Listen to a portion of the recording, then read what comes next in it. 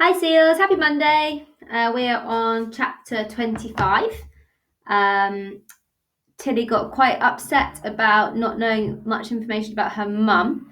So Grandma said that they will tell her more information. And they found out that her dad is Captain Crewe from the book The Little Princess. If you haven't read The Little Princess, then it might be a good book for you to read. It's a lovely little book. Okay, it's also a really good film out there as well called The Little Princess. So let's find out what happens next. So chapter 25 is called More Than Neat Plot Devices. Tilly stared at Grandma. What?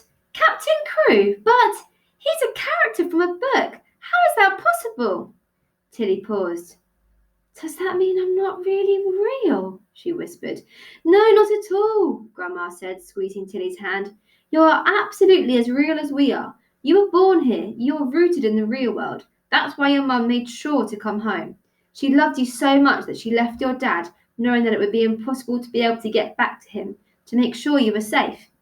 If she had stayed and had you in the novel, you would have been part of the story. And if B had ever left the book, you would have just stopped existing once the text reverted. She gave up your dad for you, Tilly, so you could have a life and a full future of choice and freedom and all the messiness that comes with being a real person. Is that why she disappeared? Tilly asked. She wanted to get back to him. No, Grandma said. I know that in an ideal world she would have wanted nothing more than for the three of you to be together, but she knew in her heart that she would never have been able to find him. She could have gone back to Captain Crewe, of course, but he would never have been the same man she fell in love with. He wouldn't even remember her. He always cursed to snap back to his written self as soon as she left that copy of the book. It's why book wandering can never be a replacement for real life. I know that she visited afterwards, but it could never be the same, and she always came back home. She chose you, Tilly. It's why we know with such certainty that she didn't leave you. There's one more thing now you know the truth about your father, and it's important, Grandad said. For now, it's vital that the underlibrary does not find out who your father is. We hope they would be sensible about it, but there's no way of knowing how they would react. Enoch Chalk must not find out. Sorry. He is a traditionalist and a hardliner. For him, the rules are the most important thing, and there is no space for personal feelings or irregular circumstances, and he is not the only one who thinks like that. Book wanderers, for obvious reasons, are not supposed to fall in love with characters, and sadly there are some who would have it that you should never have been born. And now you exist, we suspect that Chalk, especially, would prefer to find a way to return you to a little princess forever. I don't want to scare you, but you have to understand the risks. You must keep yourself safe. Chalk does not like rules being broken, and he does not like anomalies. So I'm an anomaly, Tilly said. Well, yes, technically you are, love, Grandad went on. But we're all anomalies in one way or another. It's what makes being alive beautiful. We're more than neat plot devices. We're contradictory and confusing, and it's wonderful. There's nothing wrong with a few contradictions, and I think you might have to embrace them, as it would already seem that there are going to be some unpredictable side effects caused by your dad's being fictional.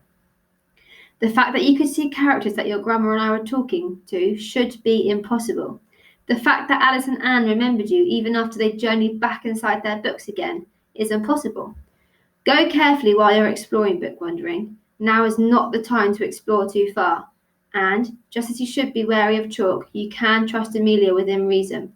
There's no need to take the risk of telling her the whole truth, but if you ever need to talk to someone that isn't us, find Amelia.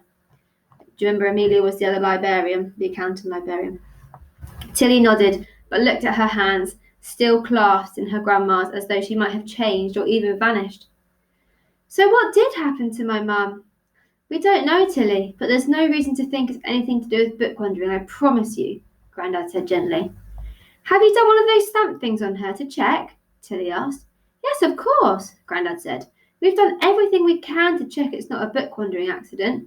The stamp showed no trace of her. You know everything we do about what happened. Your mum popped into town for a coffee and never came back. Everything we've told you about your mum's disappearance is the truth. The police investigation, the lack of any evidence, that's all we know.